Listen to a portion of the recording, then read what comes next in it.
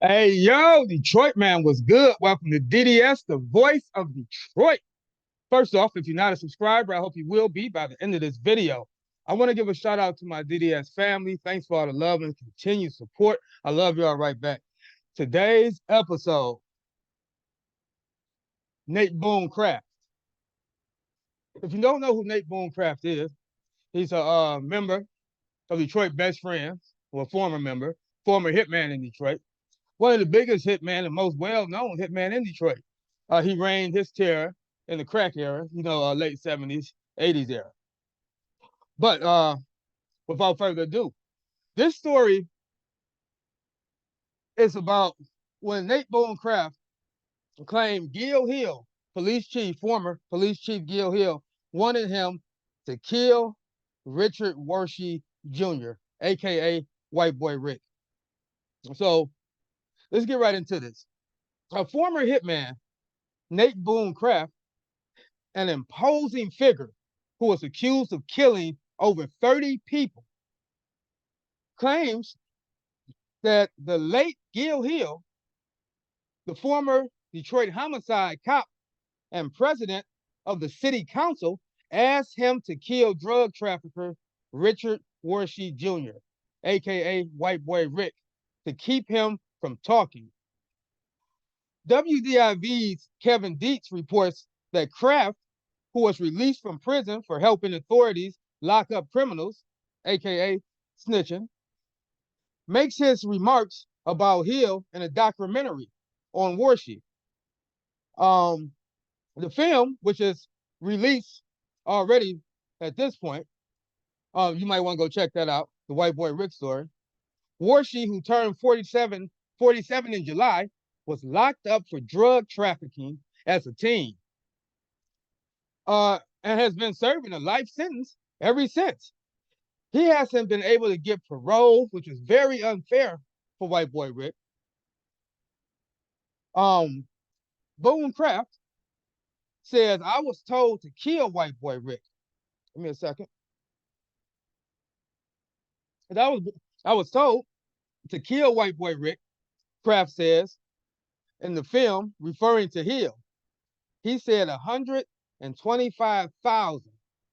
I'll make sure you get it as long as that boy is dead.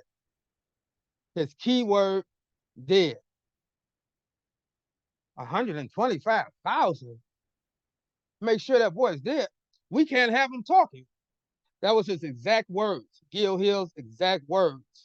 We can't have him talking, Kraft said. Dietz points out that he claims that the claims are unsubstantiated, and Hill, who passed away in February, can't defend himself against these allegations. Hill was a homicide inspector right here in Detroit before he eventually became president of the city council. In 2001, he ran unsuccessfully against Mayor Kwame Kilpatrick. He also became known nationally after appearing in the Beverly Hills Cop movies with Eddie Murphy.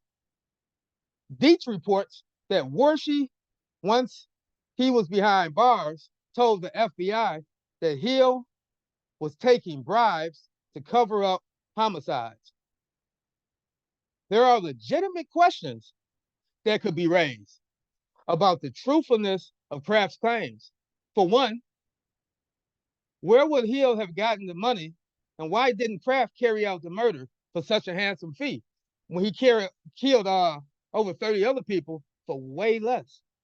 Good point. There's also a question as to why it would have cost that much money to kill a teenager, considering in those days, people in Detroit, in the Detroit drug world, often paid a fraction of the 125 to put hits on their enemies. Then again, it might be costlier for a hit if it was requested while Worshey was already behind bars.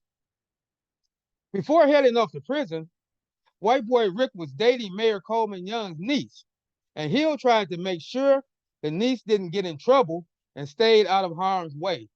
In the early 1990s, while Worshey was behind bars, he helped the FBI set up an undercover sting in which some Detroit and suburban cops agreed to protect fake drugs and money. Agreed to take drugs and money. I'm bad. Take drug and money shipments to local airports. The sting netted a number of arrests, including cops and Mayor Young's niece and her father, Willie Balsam.